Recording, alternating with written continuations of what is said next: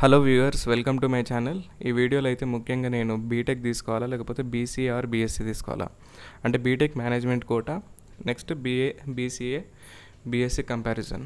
So వీటి గురించి అయితే నేను క్లియర్గా మొత్తం అయితే ఎక్స్ప్లెయిన్ చేస్తా. సో ఈ వీడియో అయితే స్టార్ట్ చేసేద్దాం. సో ముఖ్యంగా బీటెక్ వచ్చేసి 4 years కోర్సు, అట్లనే బీసీఏ వచ్చేసి 3 years కోర్సు. అండ్ బీటెక్లో మీకు ఆన్ అండ్ యావరేజ్ సిఎస్సి అయితే డొనేషన్ వాళ్ళు 10 lakhs తీసుకుంటారు. రిమైనింగ్ డిపార్ట్మెంట్స్కి కాస్త తక్కువ అయితే ఉంటుంది. ఐటీకి ఒక 5 నుంచి 7 lakhs రేంజ్లో ఉంటుంది. ఈసీకి ఒక 3 to 3.5 lakhs ఉంటుంది.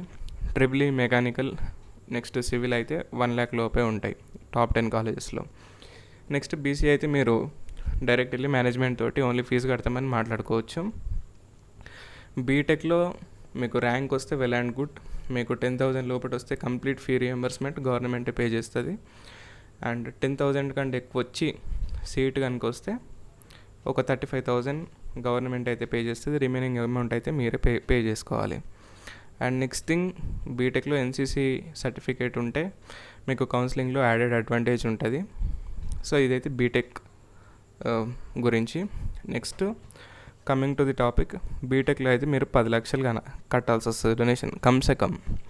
నెక్స్ట్ బీసీలో మీరు డైరెక్ట్ వెళ్ళి మేనేజ్మెంట్ తోటి అయితే మాట్లాడుకోవచ్చు, బీసీఏ కోర్సెస్ కానీ బీఎస్సీ కంప్యూటర్ కోర్సెస్ కానీ.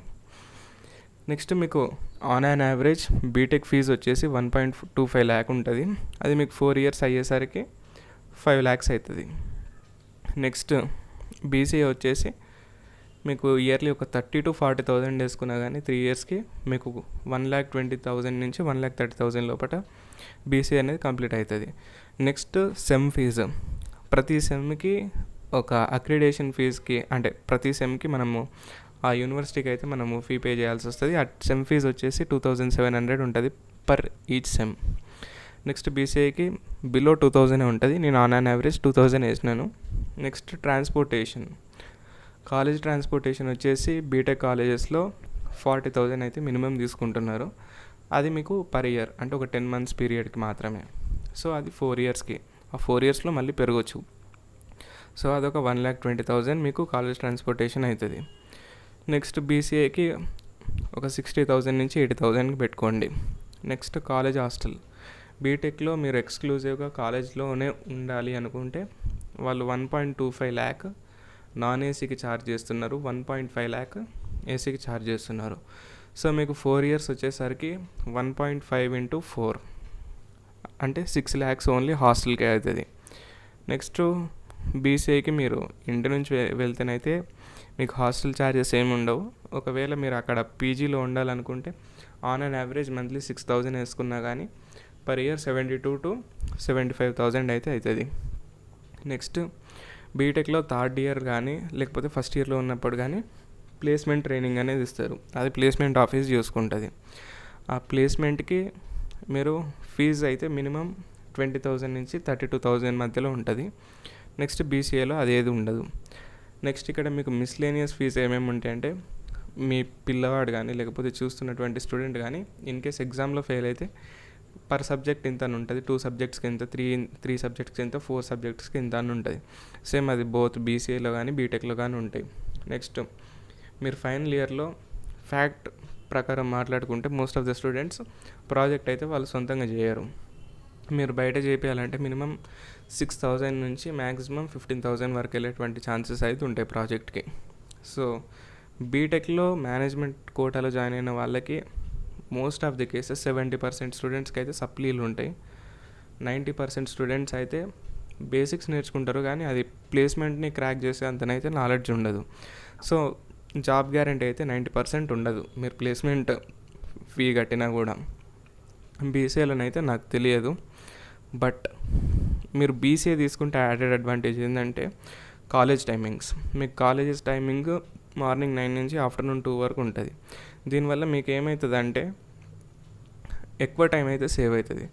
మీరు ఆ స్టూడెంట్ని ఫస్ట్ ఇయర్ వదిలేసినా కానీ సెకండ్ ఇయర్, థర్డ్ ఇయర్లో ఏదన్నా బయట కోర్సెస్ చేపించడం వల్ల, లేకపోతే ఏదన్నా వాళ్ళకి ఒక ఇన్స్టిట్యూట్కి పంపించడం వల్ల వాళ్ళు నేర్చుకుంటే అది వాళ్ళకి యాడెడ్ అడ్వాంటేజ్ అవుతుంది.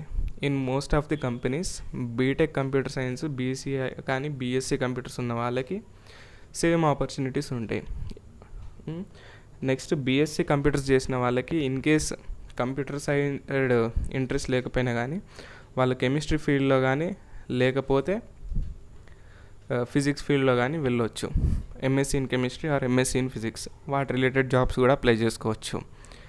నెక్స్ట్ థింగ్, మీరు ఇప్పుడు 10 lakhs దీంట్లో డొనేషన్ పెట్టే బదులు మీరు అదే 10 lakhs ఫిక్స్డ్ డిపాజిట్ చేసుకున్నా కానీ మీకు ఒక 1 lakh వరకు రిటర్న్ వచ్చినా కూడా 11 lakhs అది మీరు అబ్రాడ్ పంపడానికి పనికొస్తుంది.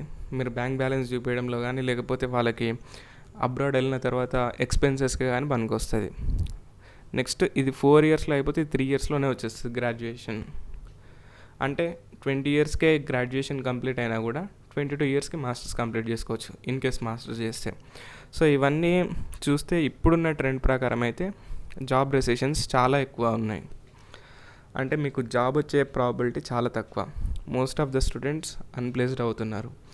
అండ్ మోర్ ఓవర్ ప్రతి కాలేజ్లో ఓన్లీ సిఎస్సి బ్రాంచెస్నే విపరీతంగా పెంచుతున్నారు. ఎగ్జాంపుల్ డిపార్ట్మెంట్లో ఏమేమి అవుతున్నాయంటే computer science and engineering, computer science with AIML, computer science with AI, computer science with business analytics, computer science with data science, computer science with cyber security, computer science and information technology.